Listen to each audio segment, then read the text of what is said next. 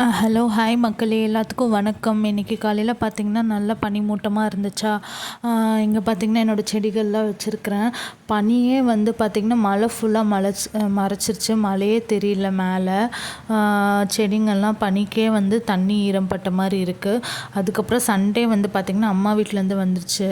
என்னென்னு பார்த்திங்கன்னா சப்பாத்தி, அதுக்கப்புறமா வந்து சிக்கன் கிரேவி, அதுக்கப்புறமா ஒரு முட்டை கொடுத்துருந்தாங்க, அப்புறம் மட்டன் குழம்பு, அதுக்கப்புறமா அந்த குட்டி குட்டி சமோசா 3 ரூபாய்க்கு 10 சமோசா கொடுப்பாங்க, அந்த சமோசா மக்களே.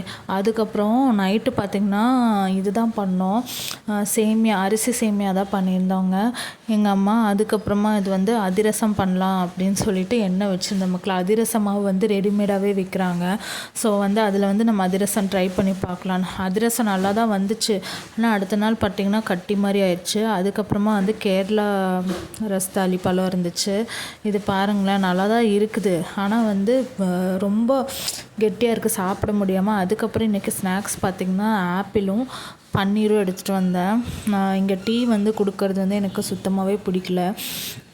ஸோ அதனால் நான் வீட்டிலேருந்து ஆப்பிளும் இந்த பன்னீரும் எடுத்துகிட்டு வந்தேன்.